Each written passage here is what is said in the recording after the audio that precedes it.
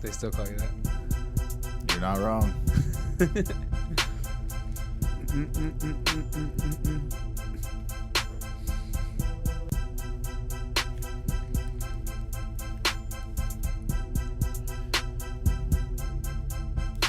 Hello, welcome back to the Average Bros Fantasy Football Podcast. I'm here. My name is Michael Marcanio. I'm here with Tyler and Anthony Ravelis. And guess what they're doing? They're getting ready to tell you what the fuck is up for week 5 Cinco in the NFL. de Rico. This is the Matchups Podcast, Uncle Rico. Part 1. Part uno. It's going to be half of the matchups. These are going to be the matchups we're going to talk about for this one, okay? We got the Jags playing the Panthers. We got the Cardinals playing the Bengals. We got the Falcons playing the Texans. The Buccaneers are playing the Saints. The Vikings are playing the Giants. And the Bears playing the Raiders. This one's in London. Bears are playing the Raiders in London. London? I don't even think there's ever been a Bear in London. But it's okay. We got the Jets playing the Eagles also. So if you haven't heard any of those games that you want to hear about, if any of those games aren't the ones you're trying to get research on or understanding, then go on to Matchups Part 2. We'll be covering those games in that episode. Those are the games we're covering in this one, though. But before we start, I want to go and give you a little message. Actually, you know what? I'm going to do it at the end of the podcast. What are we going to do right now? Okay, well, let's talk about it right now. So we got a little sponsor, okay? It's called Thrive Fantasy. Thrive Fantasy is a daily fantasy app. It's a prop betting daily fantasy app, so it's not you draft a whole team and see how they do. Basically, what you do every week is you pick over-unders on different players, how much yards they're going to throw, how much LaShawn McCoy is going to run, how many rushing yards he's going to have over-under. If he gets it right, you get a certain amount of points, and if you get a certain amount of points, you win money.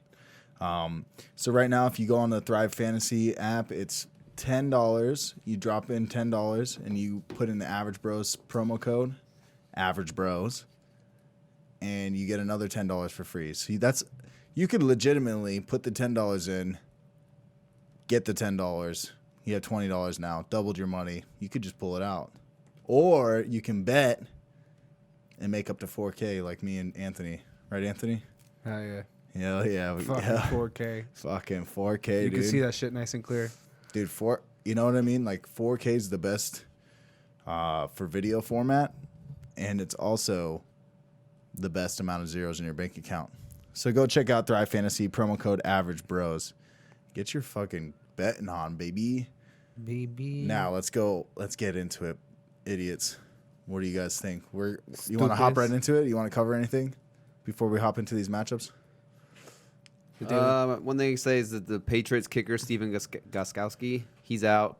They went and signed Mike Nugent, so we fucking hate kickers, but if you're going to go pick up a kicker because it matters in your league, it couldn't hurt to have the Patriots kicker on your team. Patriots kicker is usually pretty good. I was going to do it in one of my leagues of the kicker. I was going to go get him, but then I looked at who my kicker was, and it's the kicker for the Panthers, and he's actually the number 1 ranked kicker right now, so I was like, you know what? I'm going to keep him.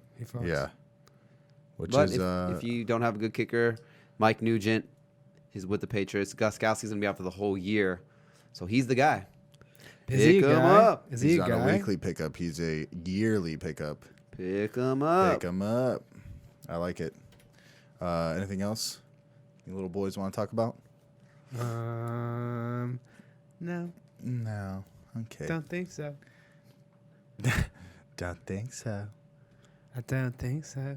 All right, let's get into it. You want to start? We got the Jags. We got the Gardner Minshew's playing the camless Panthers. Ooh. The Panther is that. It's very good. I should give you drop control. Yeah, I think I need to be in charge of this. Yeah. I'll hook you up with the sound thing. Okay. So the Panthers are favored. Is that what that says, Tyler? Yeah, it says the Panthers favored by 3.5 points, bro. Okay, and then we got the over under 41. I think I explained it a couple different times, but here it is again. Over under is just a breakdown of total points between each team. So 41 is the over-under. Just gives you a little idea of how high scoring of a game it's going to be. That's like below average. I mean, I was like, I don't know if that's on the lower side of the Yeah. scoring points. Or how low the scoring game is going to be, Right. which is like an idea. You're right. It just gives you a little extra idea. It's like something to reference. Yeah. It's like sometimes when I'm deciding between these players, what I do is I look at the over-unders in the game and the type of scoring format, and I'm like, I'm just going to take 2 games. Highest score, the Falcon game and Jaguars game. Let's just say I'm deciding between someone like Calvin Ridley and DJ Chark, and I can't decide. I'm just using these 2 players as an example. Like nothing, this isn't actually what I'm doing, but I'll be like, I don't know who to start. I'll look at the over-under, and I'll be like, okay, this is a game that's projected to score 48 points instead of 41. So that I'll usually tend to maybe go with the player if I'm like, I can't decide. That's going to be more of the high scoring matchup. Sure. I like it. You explain Advice. that better Tips. than you would imagine. I imagined I would do it subpar or average. There you go. Just an And average bro. You're above average. We'll start on the Jaguars side of the ball. Are you playing Gardner Minshew? He's been pretty fucking like legit. I mean, he's been a top 10 quarterback since he started. In a full point per jockstrap league, he's my number 1 quarterback. Per jockstrap league. Yeah, for jockstrap league. Not in this matchup. This is a tough matchup for him against the Panthers defense. They're a pretty good defense. I think they're in the bottom. I'm looking right now against quarterbacks. I think they're bottom. Nope, middle of the road matchup. But they're kind of a run first offense. We've seen the last few weeks they've been giving Fournette a lot of carries. Kind of trying to run through him, play defense. So I'm probably looking at other options over Minshew. I mean, one thing I can say about Minshew, the Minshew mania, I think we're looking at the numbers, he's had 16 or more points each week. So the floor's there. I mean, the ceiling isn't obviously through the roof. It is a tough matchup on the road division game. But, I mean, if you're in a double quarterback league, I wouldn't be mad at throwing him in there. How could you not right now with that fucking mustache, dude? That mustache. Honestly, that mustache. It's a mustache you look up to. Dude, he's like top 5 swaggiest quarterbacks in the league. Mustache to mustache. It really is. But I feel like you have to have swag like that if you're going to be in the NFL. You have to have that confidence and that, like, Yeah. I don't want to say, like, arrogance, but, like, You see his they dad. say, like, ignorance is bliss and shit, Bro, you see his dad out there on the like in the stands every time he does anything. Yeah. No. Dude, if you ever watch any Jaguars game, they pan straight to his dad. They're like, "There's his dad," and he's like, "All right, son," and he's like, high He's, like, fiving. massive. They're like, how much does your dad bench? Like, Is he jacked? Yeah, he's he's like, pretty jacked. big. Yeah, he's Yeah.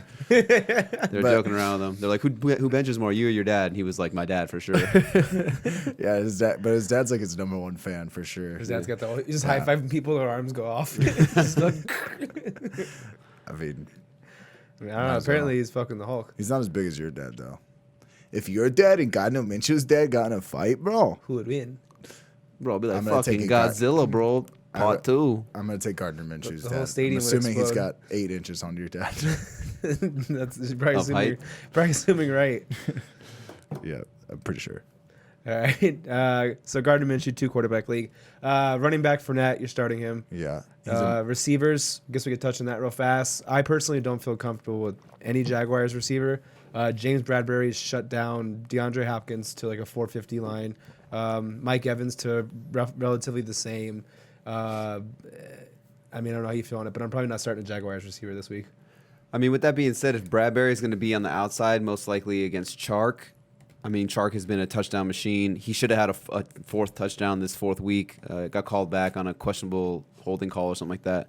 But, I mean, he's getting targeted deep. But if you're saying Bradbury's, been limiting these outside perimeter wide receivers, then maybe a guy like D.D. Westbrook could be a sneaky guy, at least in PPR leagues. He's had 5 receptions in 3 of the 4 games. So if Bradbury is kind of limiting that, Chark connection with Minshew, then maybe D.D.'s a guy he leans on more. I mean, obviously there's no tight end here.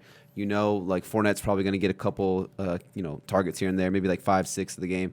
So if they're going to throw the ball to someone, maybe he leans on D.D. a little bit more in this game. Yeah. In a standard, I'm definitely not playing D.D. I mean, he's he's standard, third in yeah, percentage in snaps, and he's one of those guys that's like, I mean, I could be wrong after 4 games, but he's a low yardage, decent reception type of guy. Yeah. I mean, he's yet to break over 66 yards. It looks like it's high in yardage. He's that guy that's like if he gets 4 catches, it's going to be for right around 40 yards. So it's, I mean, in a matchup where it's not a high over-under, not a lot of touchdowns to be thrown, I'd probably look elsewhere. I'm pretty much just saying I'm not starting a Jaguars receiver. Yeah. Yeah. If you're in like a 3 wide receiver league, then this is the scenario where you need someone who You have has to an be okay a PPR league too, because the piece value really comes in a PPR league. Would you play DJ Chark or for the upside Andy Isabella? Probably Chark. Just you don't know what you're gonna get with Andy Isabella. Right. Yeah. Hopefully neither. Yeah.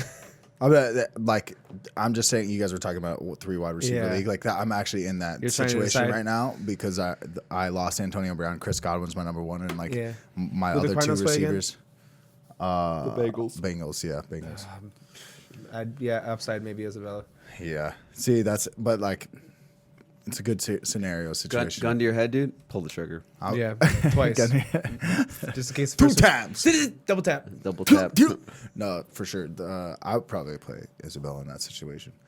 But interesting stuff, boys. Interesting. What about the Jaguars defense? I mean, a 41-point over/under. It's pretty low scoring division game. Yeah, it's not a bad play. I mean, last week Kyle Allen was sacked twice for lost fumbles. Still is in a sense a rookie, even though it's his second year. He's still on his rookie. He's starting. He's rookie starting. Yeah, he's basically starting for the first time. So, Jaguars defense is still a decent defense. Like I said, and who did they play last week? They got 2 strip sacks. The Texans defense, that's Clowney-less defense. So, I don't mind it this week. Yeah, I mean, you'd probably feel more comfortable if Jalen Ramsey plays. He's out because of a quote-unquote back issue, but people are saying it's just because he wants to get traded and he doesn't want to get hurt. But like I said, if he's playing, then obviously you feel more comfortable throwing him in there. Yeah. Other side of the ball, though, speaking of Kyle Allen, I mean, on this side of the ball, I mean, you're starting Christian McCaffrey. You're not starting Kyle Allen. What about these receivers here, DJ Moore and Curtis Samuel? I think so far through 2 weeks, what we have on data is it seems like Samuel's the more targeted receiver. I don't know if this has something to do with possibly last year, maybe some chemistry was built because Samuel was he didn't start off as like the 2-3. He started off in the down of the depth chart. Last year he was more of like the wide receiver 4 on the team to start the year, fighting through injuries. So maybe they got a little bit more reps together. So it seemed like the first 2 weeks with Cam there, it was DJ Moore who was the main one. Samuel still getting some targets, but it seems like Samuel through 2 weeks, this can completely change. It could be, DJ Moore could be the one this week, but it seems like through 2 weeks he's the, his favorite to go to right now. Yeah, the 2 weeks with Kyle Allen under center, Curtis Samuel back-to-back games with 7 targets in each of those games. DJ Moore only 7 targets total in the 2 games, 2 in the first game, 5 in the last game. And if he's going to be on the outs, I'm not sure would they line up, slot percentage-wise, but I think Samuel lines up in the slot more than DJ Moore, right? Yeah, he does play a little bit more in the slot. So I mean, if you have Jalen Ramsey there, obviously this gets ugly. I mean, even then you still have AJ Bouye on the outside, who should see DJ Moore probably more often than a Curtis Samuel. So if I was going to start one, it'd be Curtis Samuel. Yeah, and I know one thing with Curtis Samuel is he's like 3rd in air yards in the league. What air yards means is basically if Tyler's 20 yards down the field and I throw it 20 yards down the field, that's where the targeted air yards were. If Tyler's 3 yards down the field, I throw it 3 yards down the field. That means he got 3 air yards. And Curtis Samuel's a top 5 receiver in air yards, which means his targets are being pushed down the field, which means big plays, which means opportunity, which means potential for a home run touchdown. So personal, I have a personal decision between Calvin Ridley and Curtis Samuel. I'm probably starting Curtis Samuel in that situation. Yeah, just to touch what you talked about right now, I saw a stat, and it was the most targets of over 20 yards. I don't know if you actually just said this, but Curtis Samuel was 3rd. He has 10 of those already. So it's Kenny Golladay has 12, Mike Evans has 11, and then 3 players are tied with 10. Curtis Samuel is one of those guys. Yeah, so I mean, this might be the week where one of those hits. It's almost like in this game, you want to start the running backs on each side. The receivers are questionable. You're not really starting the quarterbacks, and then the defenses, And then I guess you're starting Greg Olsen with the way he's kind of been playing lately. Yeah. I think he had a rough week last week, but but he's still a top 10 tight end. Definitely. I would say go for it. We could wrap it up with that. That was smooth. On to the next one. We got the next game here. The Cardinals are playing the Bengals inside of Cincinnati. The Bengals are favored by 3.5 points. The over/under is 47.5.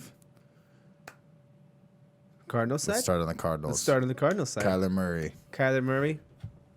Dial him up. I mean, this is a plus matchup for him. I think Bengals are not good against the pass. They're the third best matchup for quarterbacks, which in a sense, I mean, that translates to receivers too. You're firing up Fitz. What's Christian Kirk's status in the latest? I know he's got an ankle issue. He's trending towards not playing this week. They're saying he has a high ankle sprain, so I was reading something that like not everyone's Saquon Barkley who just magically heal themselves from a high ankle. He's Wolverine. He's Wolverine. Dude, yeah. what the fuck? I took his picture on the story and I put Wolverine's face over. Did you see that? Yeah, I didn't understand that. Because he's healing like fucking like. Oh, okay, You know how okay. Wolverine heals Yeah, at like such a okay. high pace. The one thing I didn't understand I was looking at that for so long. I was trying to figure out what the fuck. I was like, I don't get this Wolverine reference. Because Wolverine heals like heals like I- in like 2 minutes. I get it now, but I just for some reason I couldn't put it together. Yeah. Well, I don't understand though. Like they were losing the game, and it was it was garbage time. There was no way they could win the game. There's no way they could force overtime, and they threw Christian Kirk a pass. He got rolled up under. He hurt his ankle, and like instantly I was like, oh, he hurt his ankle pretty bad. And like I don't know why, but they were still like in a hurry up offense with like 12 seconds left. They lined up again, and he threw him another pass, and then he got tackled again. I think it made it even worse. And I'm just thinking to myself like, why would you even do that? Yeah, why would you do that? You just hurt. I mean, obviously this offense through the air is running through Christian Kirk and Larry Fitz. Like, why would you risk hurting him? It's almost a Juju thing a couple weeks ago. We were talking about like they're getting blown out. Why would you risk hurting your player? For The game is nothing. already out. Yeah. It's just, I don't know. Yeah, he was finna play this week, but his ankle hurt. Finna play Finna play this week, coach, but my ankle hurt.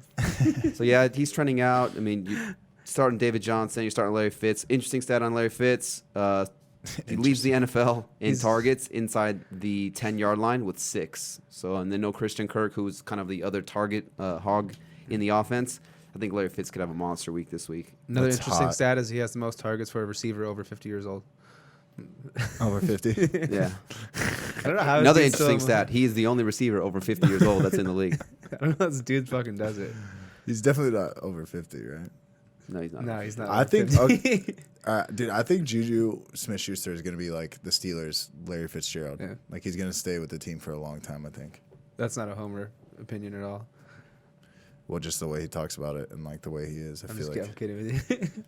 Bengals side. You better be kidding with me, I did Preston. like Andy Dalton coming into this week, and that was before the John Ross injury. I mean, what's your kind of take on Andy Dalton this week? It's a really good matchup for him. I think John Ross hurts him a little bit, but I think they can still ultimately somewhat get it done with Tyler Boyd.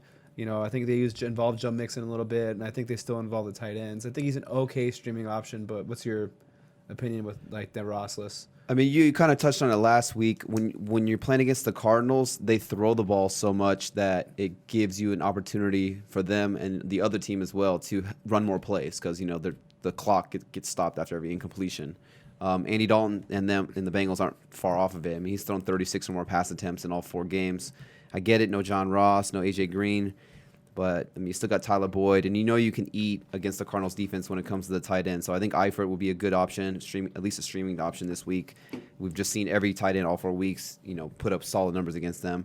And then you still got Mixon and Gio out of the backfield who can get it done. So, yeah, I'm not mad at Andy Dalton this week if you need a streaming offense quarterback. They're at home.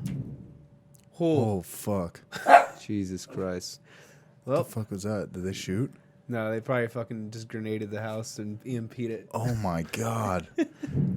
Oh my God. So if you don't understand what's going on right now, so there's Our recording neighbor- right now, and like 5 or 6 houses down, there's like 10 cop cars, and they're trying to get some guy out. They have a warrant for his arrest. He won't come out, and there's they just loud noises. We just going on. felt like a boom. Like they just like shot like EMP or something. EMP Or or not something. EMP, Jesus. like a gas grenade or something Yeah, in there or something. Yeah, like a flashbang. Flashbang, yeah. Jesus. Hold on, we'll return back to the podcast in a second. You could hear Dude, that was gnarly. dude, yeah. The whole house like I felt that in my register on the headphones. yeah, for sure. I had to have. yeah. Hopefully. Damn, that's wild. I don't want to start. So He's about to explode. they're like, no, don't make anyone start Andy Dalton. Don't do it. Don't do it. Take that back. We're Average busting Bros, we have a warrant for your arrest for declaring to start Andy Dalton this week. If anyone starts him, we will break in this house. Oh my God. I don't want That to was stop wild. going because if something else happens. I know. I kind of want to run outside and see what's going on, but Yeah. back to the scheduled program. No, they'll probably yell at us and tell us to get back inside. Yeah. No, yeah, They're for like, sure. because last thing they need is Mike to get caught and be hostage. because he's the slowest. I have a warrant. What? Okay, let's. So, anyways, Andy Dalton, I'm not mad at it. yeah, what I think I was getting at is for me, he was probably going to be like a borderline top 10 option this week. I think John Ross just kind of makes him losing that deep threat and that deep ball guy kind of maybe drops him down a few pegs. Yeah. I mean, Joe Mixon, you're dialing him up. This could be a good game right here for Mixon. Actually, if Mixon comes out this game and has a good game, I might be trying to move him if you could get someone to bite on that. Agreed. That offensive line scares me. Yeah, Arizona's dead last against, like, they're the best matchup for, I always fucked it up. They're the best matchup for running backs to play against, giving up 30.38 points per game. This would be a money matchup right here for Joe Mixon. 30.38. Yeah. Low key, if you, like, I don't know. Low key, I was thinking about even trying to, me, I'm always trying to trade. But low key, I was thinking about trying to trade for Mixon this week on the low if I could. And then if he has a boom game, now I can flip him for more than what I initially got him for. Bro, you should work for Fantasy Wall Street. I don't know. I'm trying buy high, buy low, sell high. It just makes sense, though, right? Like, let me get him on the low. Sure. Let me buy him for $5 in a sense, Bro, have you ever seen and then that- he has a good game. Now I sell him for $20. Have you ever seen that guy that he's like the money line guy or the money? I don't know. And he's like he'll hit like this alarm clock. He's like, it's sell time. It's sell time. It's sell time. And he's like, oh look, NASQ is coming up on the radar. Bye. Super funny. That's basically Tyler. Hey, it's called fucking strategy. All right. Any of the defenses? I mean, like I said, we just said Tyler Boyd, Tyler Eifert, probably starting them. Defenses, definitely not. This game would probably go over, I think, with just the amount of offense and the throwing in this game. I agree. I fuck with it. Wait, really quick. Sneaky in deep leagues. I think Auden Tate is kind of sneaky. It's held towards the end of the game when I think John Ross got injured in the beginning, it was quarter? like going into the fourth quarter. Yeah. So you've seen him get more involved towards the end of it. That's just if you're in a deeper league. Yeah, he was Auden 91% Tate. of snaps last week. 89 last week too with John Ross in the field. He's somebody you could pick up for a very low amount, like amount of fab, or you could pick up after the waiver wire goes through. He's probably available in most leagues. Yeah, he had 6 targets last week too. 10 the week before as well too. Yeah. And that's with John Ross 2 weeks ago. So yeah, obviously AJ Green coming back soon. I like it. Nice call, Mike. Yeah, Auden Tate. Okay, let's talk about. We got the Atlanta Falcons traveling to Houston to play the Texans. Texans are favored by 5 points. Over under 48.5. That's the highest over under for these first matchups that we're doing here. We'll start on the Falcons side of the ball. Matt Ryan. Is he a guy? I think you start Matt Ryan based off how bad this defense is again. It's like basically last year all over. With the Falcons, they're just gonna be chasing nonstop. Matt Ryan's gonna have to throw nonstop. The one thing to do is worry about him is, I know Alex Mack might be out, and one of their other guards might be out. So they might be down 2 linemen this week. Yeah, that's a little worrisome as far as he's still gonna he might throw what he did like close to what he did last week around 50 times. You might see that again, but as far as like touchdown production and if you're gonna start the Texans defense, that's something to consider. Yes, something I saw right here. So it says the Falcons have trailed by double-digit points on 64% of their offensive snaps. That is the most in the league. That's even higher than Miami. Miami's only 1% behind at 63, but that just shows you how bad that their defense is and how much they're giving up points, and they have to throw the ball a ton. So yeah, you're dialing him up. Devontae Freeman. What's your thought on him? The last 2 games, 19 touches, 95 yards. Ito Smith left that game though, due to a concussion. But then this last game, 20 touches, did most of his work through the air as a receiver. He had 8 receptions, but 100 total yards. So 95 or more total yards in back-to-back games, but still hasn't found the end zone. I like. There's some weird shit going on in this episode.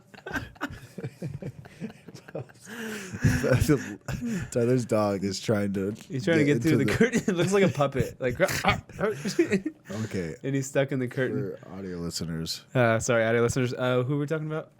Devontae Freeman. Oh, Devontae Freeman. Yeah, I mean, you saw him get involved in the passing game this week. But like I said, touching on the line, being injured, what that kind of does for teams is like when they know they're getting a lot of pressure, they try and use some of these underneath routes. Except for the Texans, they're like the only team that doesn't do that. They use like the running back and like kind of screen games, quick passes to try and help the quarterback not get blasted in the mouth. After 2 seconds. So, in the mouth. Yeah. So I like Devontae Freeman this week.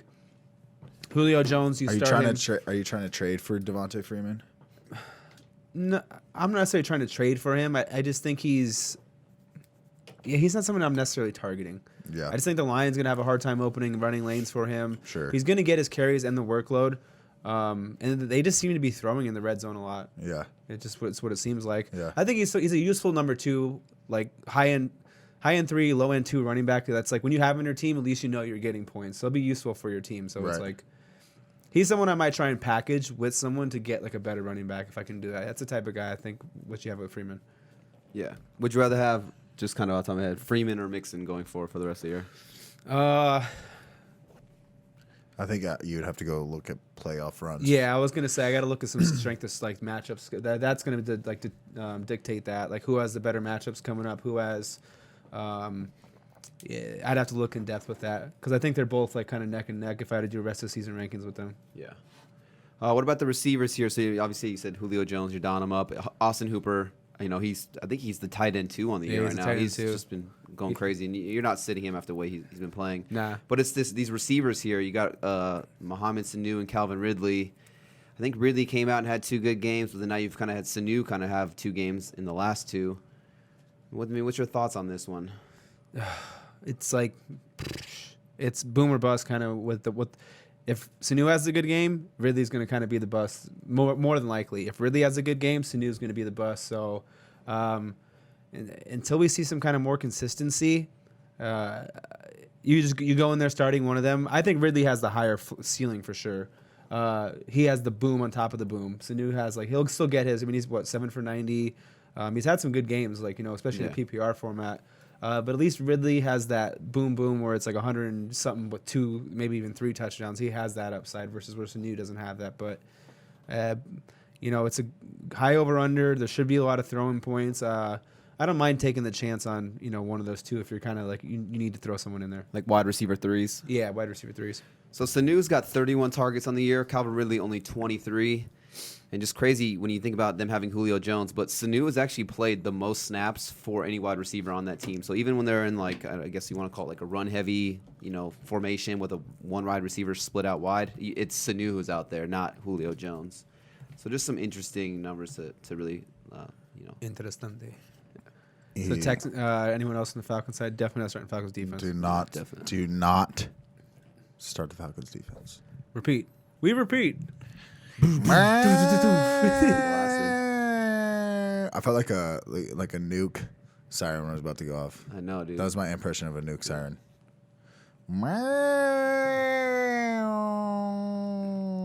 Is that a nuke or a cat dying? Is that a dying cat? Yeah.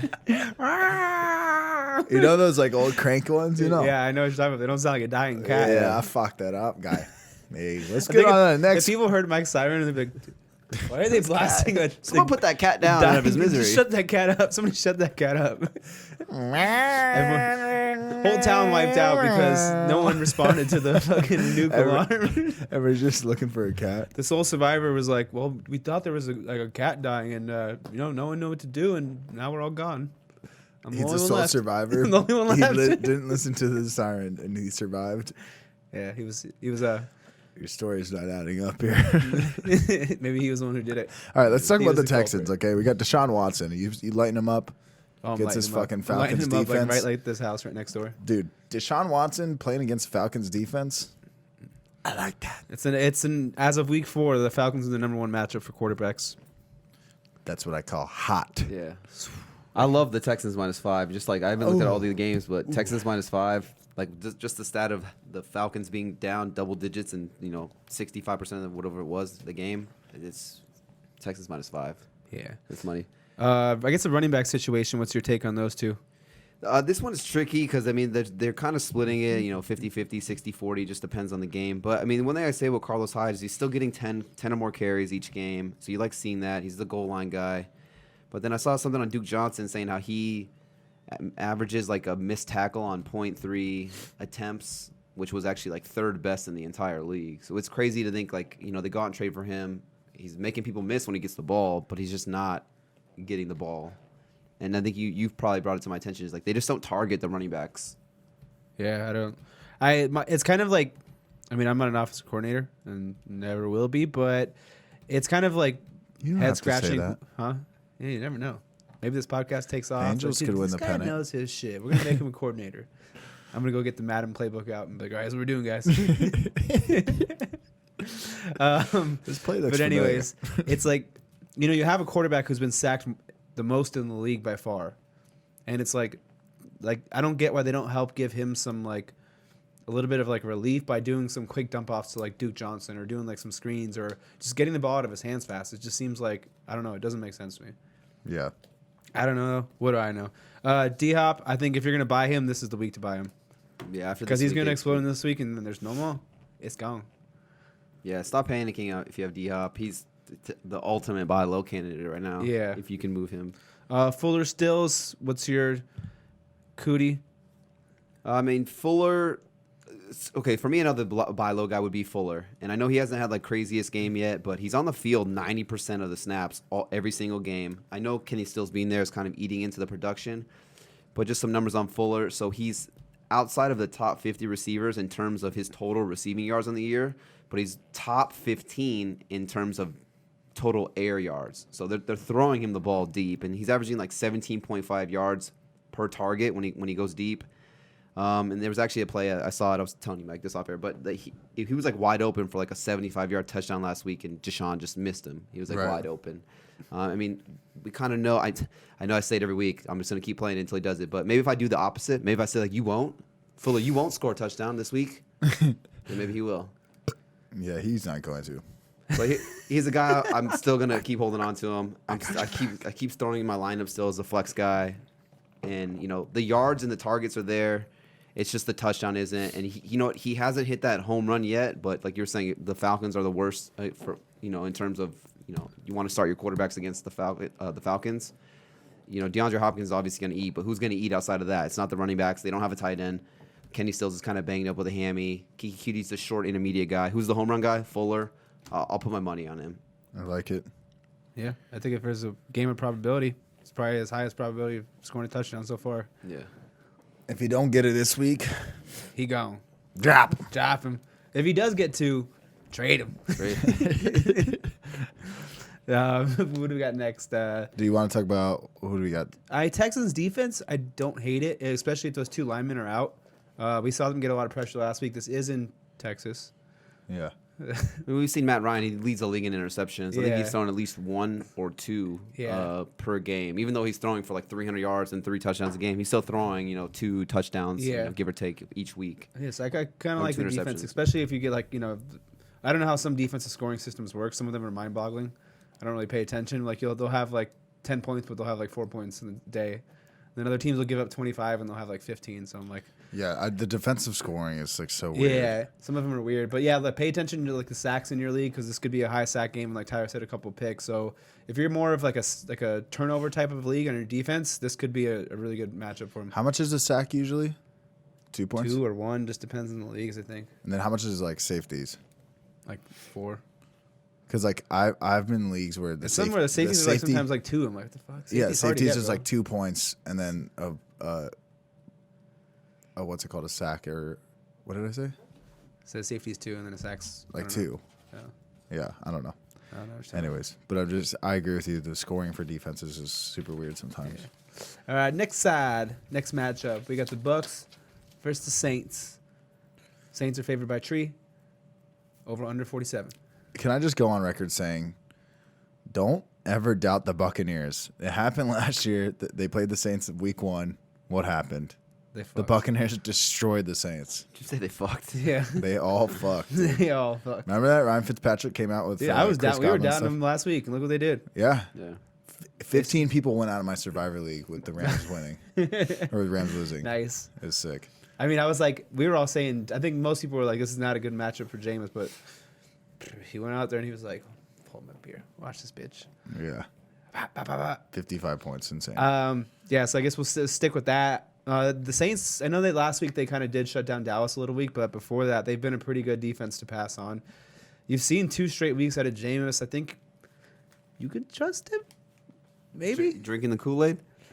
I'm drinking more of the Bruce Arians offense Kool-Aid than anything. yeah. And the emergence of Chris Godwin. He might have Chris Godwin looks like the number one. he man might now. have 2 of the top 15 overall receivers. You know, he might have basically what Stephon Diggs and Adam Thielen are. You know, in an actual passing offense. And then I mean, he still has OJ Howard, who for like if he needs to target, he can. Ronald Jones seems to be coming along a little bit, helping the offense move. They're not so one-dimensional now with Ronald Jones kind of for 2 weeks. You know, kind of helping out the running game a little bit. So I think they're going to be able to move the ball. You know, it's a division game. I don't mind James. I think it's a top 10 play. Sure. But if he does go out in there and just eat ass and do nothing, Don't be surprised. He's Don't just be like a surprised. boom bust quarterback. Like He he could really go out there is. and like put up a monster game. We've seen it, but and you know I think you might have even said the stat where he's thrown for 300 or more yards, and I think in 50% of his starts as a starter in the NFL. Yeah. But the other half, not so good. Yeah. So it Yeah, really it's not is. like he It's gave you a- 10 points. It's like he gave you like Yeah. 3 or 2. So I mean, do you trust him? That's on you. His but floor if he is- bites the bullet, then you have to live with the fact that hey, I trusted him and he Jameis had Winston a doesn't. Jameis Winston game. Jameis Winston does not have a floor. Can we just say that? Yeah. Can I go on record saying that? Can I say that? I think the Can I only say nice that? thing about this year is you don't have to worry about him getting benched. Last year, that's what happened a lot of times. Is he would get pulled. Fitzpatrick, Then yeah. Fitzpatrick would come in and throw 2 picks. Then he would get put back in, and it's like at least he's going to play the full 4 quarters. Right. Yeah, Bruce Arians is quarterback guy. I like. Yeah, I'm not mad at that Yeah. start. So I mean, So you were talking about Ronald Jones. Are you starting Ronald Jones in this matchup against the Saints? I don't mind it. He's looked good for 2 weeks. I mean, Peyton Barber's he's the plotter. Could he go out and have Peyton Barber be the guy? Yeah, but I think he's more of like he's like a flex RB3. Like right, and if we see another week out of him, then you got to consider reevaluating who he is going forward. Right. But we've seen Bruce Arians kind of use these guys back and forth. But I said running back 3, you know, maybe a flex play. I don't mind it. I mean, for me, it would be tough. We have bye weeks, injuries. Then maybe I throw him in there as like a low end RB2. Like I would start him over the previous matchup. I'd start him probably over Carlos Hyde. Yeah, that's a tricky one right there. That one you kind of go, what are you feeling? What are you going? Your gut. I mean, which offense is going to get in the goal line more? You know, do the Texans get to the goal line a little bit more? Maybe Carlos Hyde falls into the end zone. I mean, Rojo, I don't think he has a touchdown yet, does he? No, he scored. Oh, he does? Okay. Yeah, It's he just the scored last yardage. week, I know that. from him, so. I don't know if Carlos Hyde does it. Yeah, he's got one or two at least. So it's 1v1. 1v1. You want a beer bet? Your bet. Rojo? Carlos Hyde? This week, Yeah. I'll be your bet. You're taking Hyde? I'll take Carlos Hyde will outscore Ronald Rojo Jones. this week. All right, Rojo. PPR? Half PPR? Full? What's the format? It don't matter. Half PPR. All right, that's fine. Just meet in the middle. Yeah, me though. You guys are close enough. You could actually shake hands. No. But No, No, we can't. that's not how you do spit in it. No. You No, spit it's in your no hand, but noise. you It's don't. smooth. It's lubed up. Okay, I guess real quick, touching OJ Howard. I mean, He's been more involved. I'm not starting. I need to see it 1 week but then after that you'll probably throw him in your lineup, and then he'll have a shitty game. I have to roll him out because I know like these experts or whatever the fuck they call themselves. Oh yeah, you can just stream tight end. Yeah, sometimes you fucking can't because there's Yeah, like there's no one on nothing. the waiver wires. It's Yeah. like everyone has like 2 tight ends, 2 quarterbacks, and it's like I'm literally looking at OJ Howard or like Noah Fant or OJ Husakazesi for the Jaguars, whatever his name is. Oh, It's like those are my options. It's like or whatever. I have to start OJ Howard. It's like I can't like not. So I mean I'm in a situation where like where I have to Yeah, start him in the league. I'm in that very similar. I mean, is he still a situation. top 15 option? Yeah, but if there's a guy like a Disley out there, just off the top of my Yeah, head, I think if Disley's Tyler gotta be Eifert on. is out there, I know he's widely available. Just the matchup against the Cardinals is crazy good. You always want to start your tight ends against the Cardinals. So if he was out there, Eifert would be a guy. Even a guy like Jason Witten, I'd probably feel a little bit more comfortable, just because we've seen Jason Witten get some red zone looks, when they get close. And most of these guys are owned in some leagues though. Like even leagues where I have 2 tight ends because I have backed up him with Disley in 2 leagues, and then I have forget. But it's like I'm looking out there and you don't see Witten, you don't see guys like Eifert. It's literally like it's pretty ugly at tight end. Yeah. I feel like people who have the like top 4 tight ends have the 1 and that's it. Some of them have 2 still though. And then Yeah, it's like some people who people don't have like the elite tight ends have like 2 or even 3. Some people have like Evan Ingram and Darren Waller. Yeah. That's frustrating. Yeah. All right, so Saints side. Wait, Buccaneers receivers? We didn't. Oh, I mean, you're starting. You're starting Godwin and Mike Evans. I think what people were sleeping with Mike Evans is that when he came into the year, for those first 2 weeks, he had like a stomach flu or like Yeah, the he stomach had like a virus. virus, yeah. So he wasn't healthy. How's it gonna? That's what I wanted to talk about. But Yeah.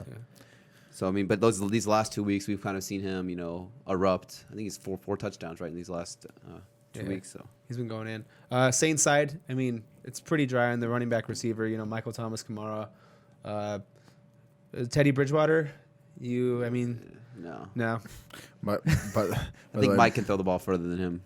My manager has Chris Godwin, Mike Evans, and James Winston, and so every week I'm like, on Sundays I'm like, hey bro, like, what do you think for today? He's like, I'm all in on the Bucks. Every week, I'm all in on the Bucks this week. But that's all he says. That's so funny.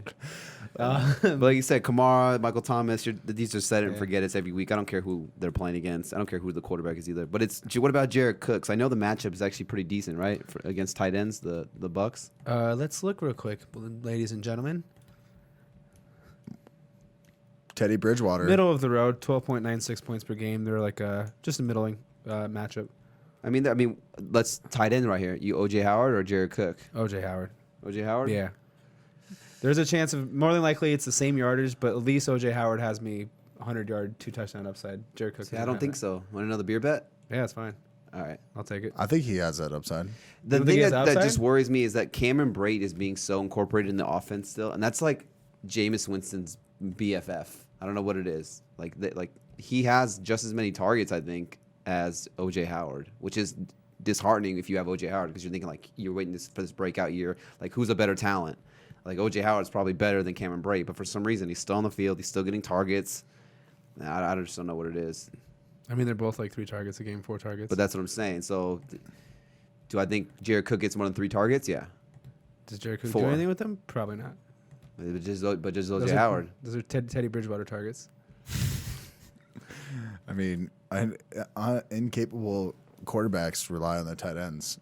Do they? Or do we just say that? I mean, we do say that, and it's kind of true. Sometimes. Yeah, but he's a scientist. He studied the data. He was like, Beep, boop, boop, boop, boop, boop, beep, all right, well, play Jared better Cook. move on. What are we doing? Yeah, I'll beer bet you Jared Cook All right, will that's fine. score. Let's do it. Log it up.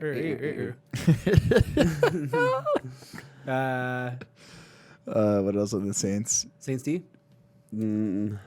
You're definitely starting with luck. You just never know. Yeah, you here's the just thing. never know because Jameis Winston could come out 3 picks, but could he come out and throw 3 touchdowns? Yeah. So it's literally you're based on whatever Jameis Go Winston. into what your panza says. It's they. Mijo, listen to your panza. Mijo. I don't know how to say guts. I Listen just to say your stomach. listen to your stomach. Listen to your stomach. All right, next matchup. We got the Vikings and the Giants. Mijo. Mijo. What about? Did you talk about receivers for Saints? Yeah, Michael Thomas. Oh, for sure. Vikings and the Giants. Vikings are favored by 5 points.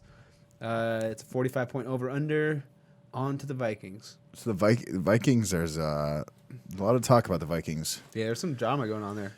We got Stephon Diggs. Actually, I just got an alert on my phone, and it said there's a lot of truth to rumors. No, he was like I think it was like when they asked, they were like, "So is this rumor about you true?" And he's like, "There's always a little bit of truth. There's always some kind of truth to a rumor." That's all he said. So he's like, "I'm not lying" or something like that. He was like, "Try and find the quote if you want to say it exactly." Yeah, I whatever it is. But yeah, I mean Diggs. I mean, if he doesn't play, I mean that's a boost to Thielen. But I mean, we said last week, what did Thielen have target wise? We were talking about it, and I was like, I'd rather start certain guys over. Well, Diggs. I think he had 7 targets, but he turned it into 2 for 6 yards or something like that. Yeah. It was really bad. Actually, he was wide open on a deep pass. Well, he missed him. He was wide open. Diggs didn't even have a touchdown, but he had 18 points in PPR, just like all yards. Yeah, he had 108 yards, 7 catches, and a fumble. Each had 7 targets. So yeah, and Adam Thielen had 6. It looks like for 6 yards, 2 catches, 6 yards. Yeah. It's the same thing for me in this matchup where it's like I honestly don't want to start either of them. Yeah. Unfortunately, and it's like it's a Giants pretty good matchup, but they're gonna run the ball. They're gonna run the ball, and then they're gonna run the ball. By the way, I have Diggs in a league, and I started him the first 3 weeks. Yeah, that's 3. Started him for the first 3 weeks, and this week I was like, fuck this fool, benched him. Sick. His numbers are like 2, 2, 5, 18. I fucking benched him. So if Mike's going to bench him this week, make sure you guys go out and start him. Yeah, I'll let you know. He'll let you know what we do on Saturday. Go to our Instagram at @AverageBros_fantasyfootball. I'll fucking throw it in there. Yes, I am playing him, so then don't play him. Just learn. What's your take on these receivers, Tyler? I actually like it. I think the squeaky wheel gets the grease. I'm definitely starting Thielen still. Like I said, Kirk Cousins missed him on what would have been a wide open touchdown for 30, 40 yards or whatever it was. Diggs, I'm still starting him as well. And I'm not mad at streaming Kirk Cousins this week. I know they have a good defense. I know they want to run the ball, but like I said, I definitely think the squeaky wheel gets the grease. And Thielen had a good point. Like you can't just run the ball for 180 yards each week. It's just not, especially in the NFL these days. It's a passing league, so I think they open it up a little bit. The Giants are on bottom half, bottom 10. I think when it comes to defending the quarterback and receivers and all that stuff, it's a good matchup. I'm not mad against it. I mean, if you've been starting them, in these other matchups, and you're not happy, why wouldn't you start them when the matchup on paper is good? Yeah. My boy Dalvin Cook, man crush, he's crushing it. Yeah, I mean, that's it. You usually crush it when your quarterback throws the ball 10 times. I mean, they can't run the ball for 180 yards every game. All right, but they're probably going to. Let me just try to defend them then. So in 2 of the first 3 games, or 2 of the 4 games, I guess I could say, 2 of the 4 games, they were at home. They were just dominating. There's no need to throw the ball. So yeah, you're just dominating. You're already up 20 points. How much did they throw the ball against the Raiders? Not that much because they were dominating the whole time. They were -9, and that was an easy bet the whole game. I was thinking the Raiders played this week. Sorry, I got it backwards. So my fault. 2 of the games they were just up by a ton, and they didn't have to throw the ball because you're just running the ball. You're playing defense. You're running the clock out. And this last game, they're on the road in Chicago. I mean, you're playing against one of the best defenses. The best defense in the league, and arguably it could be one of the best defenses like of all time in the NFL. That's how good the Bears are, and he's on the road for a team that doesn't really throw the ball. So yeah, 3 of the 4 games have not really been there for him. This is a good script. This could be like a shootout. I mean, you're getting, on the other side of the ball, you're talking about Danny Dimes. You got Sterling Shepard, who's come back, had some good games. Golden Tate's coming back. That's obviously going to help the offense. Evan Ingram. So, I think more throwing is going to be in this game. He's not going to throw the ball 15 times, or is he? My thing is that I don't think either of those receivers are going over 8 targets. They're probably both going to be in the 6 to 7 range. So it's like, what is the upside? Unless Diggs for some reason doesn't play or something. That's where, if Diggs doesn't play, you for sure fire up Thielen. I think their wide receiver 3s is where I'm got them both at. I don't think they're a top 24 play on either side. No, they're too risky. Yeah, they're too risky to have them as a top 24 play. I do think that there's so much heat on Kirk Cousins right now, just because he's just not. They signed him for so much money, and they're just not getting what they want out of him. Should have just re-signed fucking Case Keenum. Truly, dude. I mean, Case Keenum's doing better than. He's even doing okay in Washington for like what they have over there. Yeah. What was I gonna say? I don't know. I think Kirk Cousins he's getting a lot of pressure from the media, so I think it will get better for those receivers in the future. But I do agree with you. I don't think they're gonna get targeted shit ton. I mean, you're sitting Thielen. If I'm gonna say one, it'd be Diggs, just because we've kind of seen him be like the number 2, I guess. I said I would sit him last week over a player we went over. That player had to do better. Yeah, because that player had more than 6 yards. Not necessarily sitting him if I don't have terrible options, but if I have 2 of the top 24 options, like I'd start Allen Robinson. I'm just looking at some names over him. I'd start probably Marquise Brown over him too. I'm just looking at some guys in these. Did you play Marquise Goodwin? No. I'm starting Thielen over all those guys. I'm telling you, this squeaky wheel gets the grease. If there's one of the 2 that would make me nervous, it'd probably be Diggs. The one squeaking though is Diggs. So shouldn't it be that Diggs is going to have the big game? But is it when Thielen comes out and says, we need to throw the ball more, like this, you got to be able to throw the ball if you want to win games in the NFL. And then, Diggs is the one who wants to get traded almost, it sounds like. Thielen doesn't want to get traded. He just wants them to throw the ball more than 10 times a game. We'll see. We shall see. We shall see. Tight end, Kyle Rudolph. I think Kyle Rudolph has kind of been non-existent. Yeah. He shouldn't even be in your lineup. And then the Vikings defense. I like the Vikings defense this week. Yeah. Against a rookie quarterback. It doesn't matter. If these guys have been doing pretty good in their first couple starts. When it comes down to it, they're rookie quarterbacks. They're still rookies. They're getting tape on. They're going to make mistakes. Peyton Manning, one of the best quarterbacks. He threw like a record amount of interceptions in the his first starts, his first 2 years, I think. Yeah. So, yeah, I like the Vikings defense too. Plus, the Vikings defense is good. Yeah. Someone dropped him in one of these leagues that I'm in, and low key trying to pick him up. Pick him up. Pick him up. What else Wait, one more beer bet. Sure. Adam Thielen 8 targets over. See, now it's not necessarily the target, but does he take those 8 targets and turn it into 6 for 80 and a touchdown? That's via PPR. Is he going to invest let's those? put it at that then. 6 for 80 over under. I'm just saying, you're saying 8 targets, like he can't turn those 8 targets into something good. I'm not saying he can't. I just don't see him last in the top week. 20. Last week, All right, Diggs took let's 7 targets for 7 receptions and over 100 yards. That's only 7 targets, though, right? Top 24 But play. he had 7. Thielen top 24. Yeah. All right. You guys are fucking betting that up. Someone's gonna be over. lit next About week. to be lit. About to grab a 30 rack before we start the podcast. All right, so we have a 30 pack. We're gonna go through all Write these. these down real quick. Mike, you gotta do one. Nah. All right, we'll go. I'll Is go that on the full point Giants. PPR? Half. Me in the middle. He says, "God damn it." Giants side.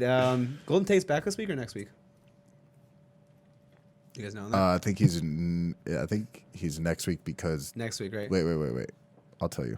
Just give me a second. I guess Wayne Gallman's when we got to talk. Well, I think you're starting Wayne Gallman after what you saw last week. Yeah. I agree. I know you guys are writing down some stuff. Danny Dimes, not a favorable matchup for him. The Vikings are a tough D. I think if you had him, you hold him. You know, he's looked good through 2 weeks, but this isn't the best matchup for him. So probably outside my personal top 12. The receiver position, I mean, Sterling Shepard, he's been seeing a ton of targets. Yeah. Oh no, Golden Tate's playing this week. He is playing this week? Yeah, because he's projected. Yeah. Because he was suspended for 4 For 4 weeks. games, yeah. Golden Tate's coming back this week. Okay, Yeah. that's what I was wondering. Pardon. I thought for some reason that they already so- had their bye. Yeah, just real quick, Tyler. You're starting Gallman. Are you starting Daniel Jones? No. I mean, Yeah. Gallman, after that game, you have to. Yeah. You know, he's getting involved in the passing game, and he's getting all his carries. So He's this like could be the last game you could actually use him to. Because Saquon's in the adamantium chamber. Yeah. But Just I fucking think yelling. even when Saquon comes back, don't drop Wayne Gallman. Like an injury like that could definitely Yeah, I mean, come back. He could come back too early and fuck it up again. And Yeah, we see that a lot. That happened to someone last week. We were talking about it, where they were trying to rush him and he re-hurt himself. yeah, it's I can't I think of don't know that. who you're talking about, but the fact of the matter is that happens. So Yeah. don't drop Wayne Gallman. Is the moral of that story. With Receivers- Golden Tate coming back, do you guys still have faith in Shepard? Yeah, I still have faith. It's a little bit of a tougher matchup on paper, but I mean, Xavier Rhodes hasn't been playing well. It's stemmed back to last year halfway through, and he hasn't been playing that well. I don't know if he's going to line up against him for sure or what they're going to do moving with Golden Tate. He's probably more for me this week a PPR wide receiver 3 because we don't know what role Tate's going to have in the offense, how much he's going to take away. This is a tougher matchup for Daniel Jones. It's not, this doesn't look to be a shootout. So he's more in my wide receiver 3 range. I mean, yeah, you get out of the sheer volume that he's going to get. You mean you got the stardom. I don't know. My bad. I was looking at something. Yeah, What'd I you was say about I was Golden basically Tate? saying with Sterling Shepard in a PPR format, he's more of like my wide receiver Yeah. 3. I don't see this as a shootout game. It's probably more lower scoring. Daniel Jones, he has a tougher matchup against the Vikings that, you can still trust him based off volume, but we don't know Golden Tate's role yet. And this, I don't think he's going to go out there and throw for 4 touchdowns. It might be more of a 1 or 2 touchdown game. Yeah. What about Golden Tate? I mean, you want to see how he's being used. Do you trust him? Yeah, I want to see it first. Plus, we don't know if they're going to be easing him into it with the snap count. So definitely, if you picked him up, hold him. I wouldn't start him in this matchup, but let's see what we have after this week and reevaluate. Yeah, he'd be like a wide receiver 3 flex guy for me. If I had better options, I'd want it. Like I said, I'd probably want to see it. And then a tough matchup, like you said. Hiccup anonymous. And then Evan Ingram, you dialing him up. Yeah, top yeah. 5 tight end. Next game, you got. This is a game that's gonna be in London, actually. No, don't be a wanker. So the Bears are -5.5 in London against the Raiders. 41-point over under. I'm not sure what time this game is, but Probably 6:30 one. a.m. Yeah, it could be one of those games where you have to, just keep an eye on it because it could start. My it's buddy saying- lost last Actually, year. it's saying it starts at 10 a.m. So Oh, it does? that's what the ESPN app. Maybe has it's it next up, year. so. Next week, where there's a 6:30 game. So yeah, just keep an eye on it though, because those games they could start. Since they're overseas in London, sometimes they do start at like 7 in the morning. If you're on the West Coast at least. So just keep an eye on it. What if every London game we had to talk in a London accent? Hello. Hello. All right, here's the thing. We got our Bears. Mitch Trubisky still hit with a fucking shoulder. What else we got? David Montgomery's been getting a lot of touches lately. Montgomery's a Hey, he's my fucking bloke. English name. Montgomery's getting a lot of touches. If you drafted him a little bit higher, they're feeling a little better about that one. David Montgomery, not a bad starter this one. Raiders defense, not too good. What else we got here? Allen Robinson, he's been a fucking cunt and a half if you're playing against him. I'll tell you what. I'm changing my accent. That was pretty Mike's, good, dude. hey, dude, you're in charge of all London games, bro. I fuck with dude. that. All right. What do you think about Take Alan it to the Robinson? London correspondent. How you doing over there, Jeff? All right. It's a bit nipply out here, but I got my chops on. Little blokes, everybody run around. Everybody's got to hear. Those weren't words. But anyways, whatever happened to Trey Burton? Burton? He fucking went He's ahead a and full-blown wanker. he fucking flew on disappeared. He's a goddamn Houdini. All right, so Is that boy Mitch playing? I'm like kind of Irish. Is Mitch playing? Fuck the Trubisky's. oh, it is. Yeah, we got Trubisky. What do you think? It was wait, is Trubisky in or out? It's looking like he's gonna miss. I mean, he's got a slight tear in his rotator cuff, so that's. I think it's Yeah. not his throwing Throwing. shoulder, but even then, you don't want to make it even worse. So I think he'll probably be out this game. Yeah, so what do I it's. I mean, with Yeah, him I out, wouldn't- it's. I wouldn't count on it. I mean, like Mike said, Montgomery. I think they're gonna have to lean on him a lot more than they have the first 3 weeks. I like him in this matchup. Yeah, Mike Davis didn't even Suit up. Yeah. line up once. Nope. So that was nice to see for Yeah, David Montgomery. could be Wonders. another good Cohen game too. They can get him involved too in the passing game. I think it's a Raiders defense, so you could start both those guys. A PBR format, I'm not mad at a Cohen starting this with the not a rookie quarterback, but the backup quarterback. We saw him throw to him a couple times last week. I think he hit a touchdown on like a 20-yard play. Yeah. Do you think okay, go ahead. Sorry. No, you're good. And then the only other guy I'm considering in this matchup would be probably Allen Robinson. What was his? What I'm about gonna look at his targets once Trubisky went down last week. Yeah, I mean, I'm the not only sure, but I remember seeing something that there's only six receivers who have a 20% or more team target share, and one of those six was Allen Robinson. As much as I don't like Allen Robinson, I can't deny the numbers. I mean, there's only six people who have that. he and has he's one of those people. He legit hasn't had a game under 7 targets yet. Yeah, and you got to follow the volume. You got to follow the targets, and he's just getting it. and he's getting Yeah, it. his worst game so far in the year is 4 yards for 41 receptions. So, kind of a pretty decent floor, against a Raiders team. Like you said, it's not you're not the biggest fan. I'm not, I don't think he was what he is in Jacksonville either. But pure volume, you're going to get the targets there. Yeah. And sometimes these guys who come in will just literally like laser focus into their number one read option. They'll just sometimes be like, Allen Robinson. You could see a 10, 12 target game. It wouldn't surprise me. Yeah. David Montgomery, you started. Yeah, in this matchup, I actually really like him. So some numbers on David Montgomery. I mean, we kind of fell in love with him. At least me personally, I kind of fell in love with him in the preseason or the draft season, whatever you want to call it. He kind of came out that first week, only 38% of the snaps. He was like a 3-headed monster with him, Cohen, and Mike Davis. You'd like to see it next week, 45%. Got 5 carries inside the 5. It took him all 5 to get into the end zone, but you like seeing him get the goal line carries there. But then next week, after that, week 3, 65%, and then last week, 69%. So each week trending in the right direction. And then another thing that you like to see is Mike Davis was inactive last week, and then he's only had like 4 since the first week where Mike Davis had a ton of touches. I think he's only totaled 4 or 6 total touches over the next 2 or 3 games it was. So they've totally phased Mike Davis out of the offense. I mean, Cohen's not really getting too much of those you're not going to get those goal line carries. So, I mean, you like seeing that. And, if they do have Chase Daniels back there as the backup, you'd like to think that they would lean on him. It's a pretty decent matchup, to run on the Raiders. Yeah. I'm all in on David Montgomery this game. I think this is the David Montgomery breakout game. I traded him away in one of my leagues, and I'm kind of just kicking myself for it. I'm like, I should have waited. Yeah, I should have just waited. I mean, he had 21 rushes last week, 3 receptions, 24 total touches. Yeah. 5 targets too, so that's a good sign. Yeah. So I think this is the David Montgomery official timeout. Bro, didn't you learn your lesson with Alvin Kamara? What the fuck, dude? I mean, I traded David Montgomery and Robert Woods. I got Odell, so it's not a terrible trade. But thinking back, if I could go back, I don't know if I would do it. Just because I think David Montgomery going forward is just going to continue to trend in the right positive. direction? Yeah, in the trend. Yeah. Okay, Raiders side of the ball. Mike, you want to give us your analysis on the Raiders side of the ball? All right. Well, here's the thing. You got a boy, that guy. This is like Australian. He's down under. You got that guy. I'm just Irish, and no matter what. Here's a fucking thing. Look at this guy. Hey, I'm a that guy. See it from Toy Story. I'm a chimney. Sweep your chimney. We're not starting Derek Carr. I can tell you that No. much. Especially I guess against the 3 guys Bears. we got to talk about are Josh Jacobs, Tyrell Williams, and the Walrus. I love Darren Waller. You got to start Waller. I mean, He's an auto He's start. a target machine. I don't even mind Tyrell Williams, to be honest.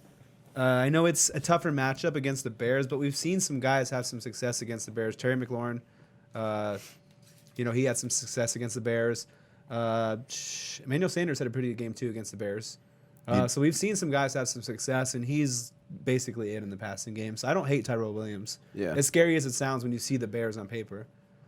You know where Darren Waller goes to shop for groceries? Walmart. Target. Because he's a huge target. Because he gets so many targets. I said Walmart. I was like, because the wall. Right there. I guess the Walmart makes more sense. No, it doesn't. Idiot. I don't know if either of them make much sense. But Anyways, what about Josh Jacobs? yes. Running back, right? Yeah. Just kidding. Kind of a tough matchup for him, but I like him better in standard than PPR. Kind of a low end too for me, like in the bottom of the top 24 plays. What's your feel on it? Yeah, if I had other options, I would probably be fading him this week. I just against the Bears defense, like I said, I'm not afraid of Derek Carr. I mean, it's the Walrus, it's Tyrell Williams. Yeah, I would be trying to find other options. I mean, you do like seeing him get a little bit of passing game this last week. If he can just get more incorporated in that, if he's getting like 3 catches a game, you'd feel a little bit more comfortable. But yeah, I don't like this matchup right here. I mean, if you have to, just temper your expectations. And if he has a bust game, just know that it's a tough matchup. Yeah, I think you should be able. You should have. There hasn't been too many big injuries yet so far. I think you should be able to get away from him on most teams. But some teams are thin at running back, so I don't know. Yeah. Did you go with like Royce Freeman or Josh Jacobs? I'm trying to think of some people in maybe the same range. I would go Josh Jacobs. I might. Who the Broncos? Well, against play? the Bears, fuck. They're Bears, playing Chargers. That's playing so the Chargers. gross. I mean, at least Royce Freeman's getting some type of passing work. I'm nervous for the Raiders here. I mean, how much points do the Raiders honestly put up in this game? No more than 17, I'm thinking. No Vontez Burfict, though. That's good for David Montgomery. Yeah. I don't know what I was thinking. His own teammate's not going to tackle him, or will he? I mean, I like where your head's at, but you're on the opposite spectrum of it. I wanted to bring that up Breaking earlier, news. and I fucking Josh forgot. Jacobs injured by Vontae Burfict hit in the locker room. Vontez. I just butchered his name. He must have hit me in the head, too. You know what? I was thinking it's in London, and I was like, anything can happen in London. And they don't have... Oh, that's... It's true. The Jaguars are like 5-0 or something stupid in London. Yeah. They just smack people. All right, anything else on the Raiders side? Negative. All right, the Jets and the Eagles. Eagles. Jets side. Le'Veon Bell. That's it. Start him. Are you playing Sam Darnold if he comes back? I think he's still dying from mono. I mean, he's practiced in a limited fashion. But he hasn't been cleared, games. right? I'm not sure if he's been cleared or not, but they're saying that he's not ruled out of this week. He's like quarantined still. Yeah. Or something like that. Well, I mean, he's been practicing, so it's not, quarantine. But so he's not. Yeah. But no, I think when you have mono, it's kind of like they probably told him like, "Hey, dude, you got to get out of here." He's in a bubble. You're He's gonna in a get bubble everyone wrap. sick. Yeah, a bubble boy. I mean, the other decision here would be, I guess, Robbie Anderson or any receivers. The Eagles don't have a good secondary. I actually do like Robbie Anderson this week. Yeah, I do like Robbie Anderson. Someone dropped him in one of my leagues, and I was, I know the numbers have been bad, but 2 games with the third-string quarterback. The first week wasn't very good either. But just some numbers on the Eagles' defense. The Eagles' defense has allowed, or they've had to defend 22 end zone targets so far this year, and that's 5 more than any other team in the NFL. I think once they get back, if Sam Darnold's there, I'll have a little bit more confidence in Robbie Anderson. But even then, Robbie Anderson is one of those guys where all it takes is one deep throw, and he has a 60, 70-yard touchdown. And he's got that giraffe neck, too. It helps. Yeah, he got that because he can see over the top of the defender's helmet. He's got such a long neck. He's a long neck. And he doesn't have to push off. He just... Did you ever watch that separation? Did you ever watch that dinosaur show, Land Before Time or something? Yeah, Littlefoot. Yeah. But remember, they called them long necks? Yeah. They called them long necks. That's what I think of when I think of Robbie Anderson. Bro, you You ever look at his picture? You ever look at his picture? You ever look at his? He just had a Deontay Johnson moment right Yeah, there. he did. Yeah, we do. We had Deontay Johnson. We have a D What the Johnson. fuck are you talking about right now? Vontez perfect, dude. You guys know him, right? Listen. We're like, yeah, Josh Jacobs. Well, yeah, Vontaze Burfict's out. Like, all right, that's tight, but that doesn't really affect Josh Jacobs. Dude, I'm just a fucking Lego builder, dude. I'm putting the pieces together. What was I saying? I don't know, something about Land Before Time and Littlefoot. I don't know. What I was saying about Robbie Anderson is like I'm not against it. I think he's a sneaky player right here, and I'm actually personally starting him in one of my leagues. So Yeah. It's against me, so I hope he sucks. Personal start. What were you saying, Mike? You remember what you were going to say? Oh, no. If you look at his picture, he looks like Coolio with his fucking hair just like sticking out. he literally looks like a giraffe. Yeah. No, have you ever seen his fucking hair? You ever Yeah. seen Giraffe's hair? Yeah. You remember Jeffrey from Toys R Us? Oh, yeah, he does like Jeffrey. Wait, what was his name? His name is Jeff. His name is Jeff. All right, Eagles. Anything else in the Jets? Mm. Add Chris Herndon if you're thin at Yeah, tight yeah, end. You want a speculative ad for someone Sure. who can maybe be someone going forward because Sam Darnold should be back, if not this week, next week. He's someone if you're thin at tight end. I would. When does his suspension end? He'll come back next week. Yeah, I'll come back next week. Yeah, I like that. I've So been it's adding him in a couple Yeah, weeks. it's like added the week before. Yeah. Eagles side, Carson Wentz. You dial Carson Wentz up. The running back situation. I mean, Jordan Howard had the good week last week. I think if you could have flipped him, or if you still can, if you're hearing this on Thursday or Yeah. Friday morning, I would, because I think that's his peak game. Like if you could flip Jordan Howard for like these last running backs, Josh Jacobs or David Montgomery, you send it. Yeah. No flub. No, 100%. No Do flub. It. Do it. He pick him up, send him the other way. Ow! I mean, it's a Jets team who could be Sam Darnold list. Are you starting both backs in a flex option? You starting one over the other? You starting one over the other format? This is kind of a tough one to. This is just so ugly, and I've said it a couple times already. I just don't know what to think of it.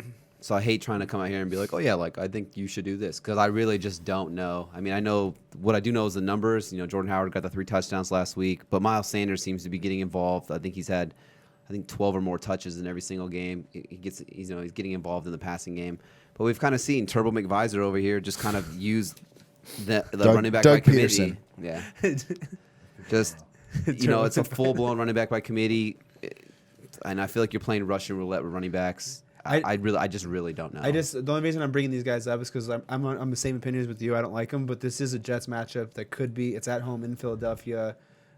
Could be Sam Darnold. Could be a blowout game. It's minus 14 points. Yeah.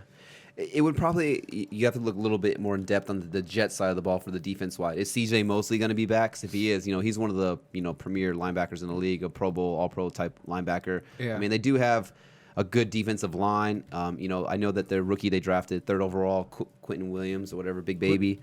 He was out the last couple games, so is he back? Because if you get those two guys back, just having a solid guy on the line and then having a middle linebacker as good as CJ Mosley will really help them against the run. Would at you? This is like okay, like this might be a hard decision for people, so I'm trying to just go a little bit into this one. The two, who did we beer bet against? Carlos Hyde and who's the other one?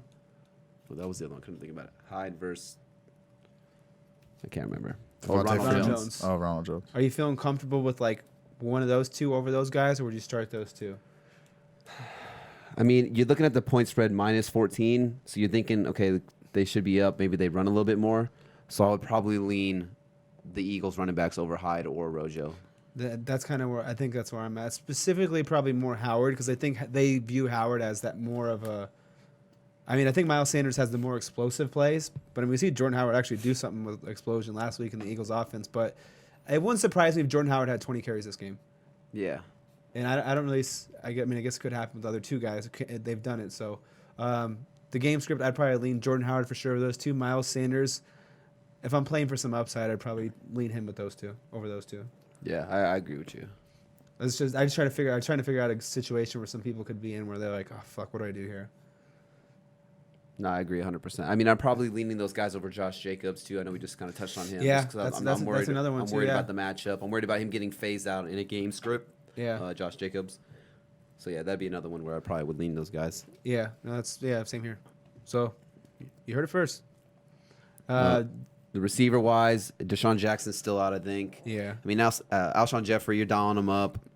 Zach Ertz, you're dialing him up, but it would probably be like like a Nelson Aguilar. I know one game he had a monster game when Jeffrey and Deshaun were out, but then the next week put up a goose egg. I think it was. Yeah, that's where he couldn't catch babies. Yeah, are you? Or the guy, the guy's like, I catch babies. You trust better an than Aguilar in this one? No, I don't think they need to air it out too much. I think you got Ertz, Jeffrey.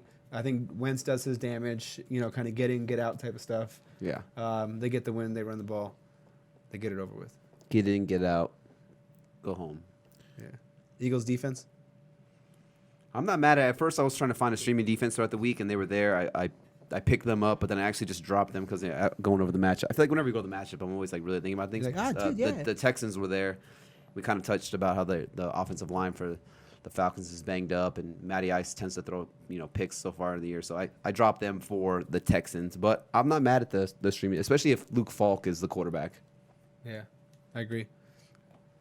And that's all, folks, for the first half. Mike, you want to wrap us up? You got something to say?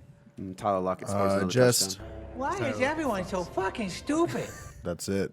Besides that, So nah. does Will Disley, 2 for 45 already. Will Disley, pick him up. We can't right now, but He might be like a should've league. picked He him might up. be like a league winner for people. I know. He I almost really traded might. him to Mike, but he got cold feet. Dude, Thanks, dude. by you the know way, what? Thanks, dude, for Thanks, dude. I not don't- trading me. First of all, dude, I was looking out for you because you were under the influence, and that's not responsible to be trading. Could you imagine if that maybe that's what's wrong with the Dolphins? They keep trading while they're fucked up. The GM's just drunk. Yeah, you know what? I mean, Fuck he's high as it. shit on coke. Send it. Whatever the fuck that I was. saw a meme the other day. It was like, fool me once, shame on me. Fool me twice, shame on you. Fool me for 45 years, I'm a Dolphins fan. It's been that long since we were good? Probably, yeah. I don't know. It's been, yeah. Sounds about right. 72? Yeah. That was the 80s. Was Dan Marino was good, right? Yeah. Yeah. Well, I'm saying since we won a Super Bowl. 74, I think, is the last one. Yeah. No, 80. I don't know, bro. Dan Marino. I haven't been but- alive. Let's put it that way. So it doesn't fucking count. Yeah.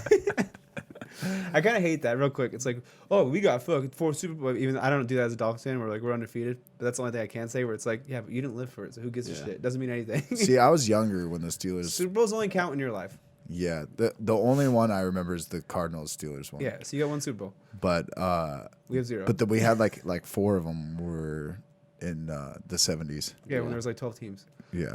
No. Did you know that? Did you know there's actually a pretty cool video out right now? It's on YouTube, and it's like about how every team got their name, and like every team that was ever an NFL team, Yeah. like the different names. Like there was like Detroit Tigers. A lot of the old NFL teams were just copies of the baseball teams. Yeah. Like the same team names.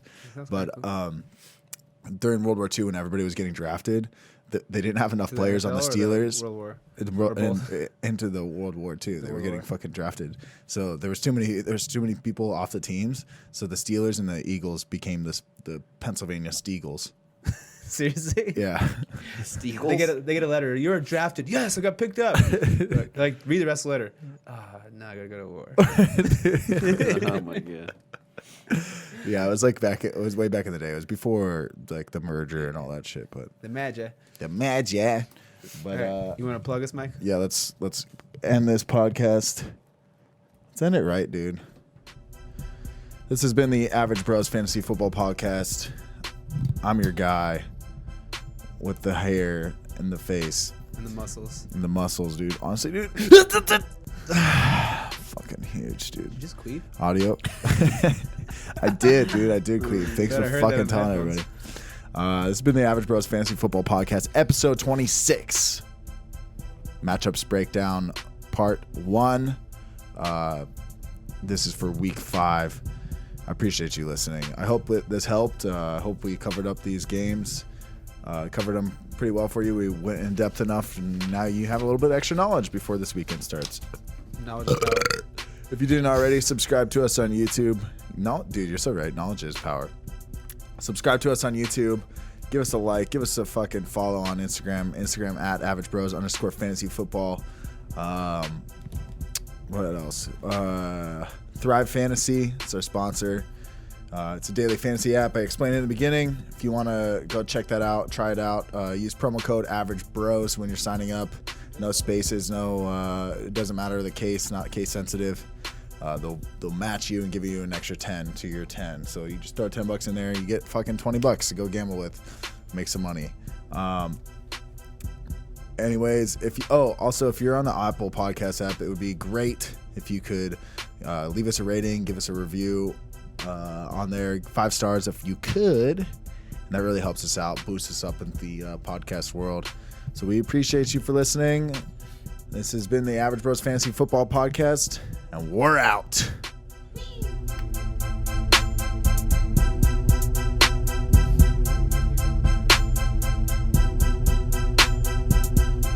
Send it.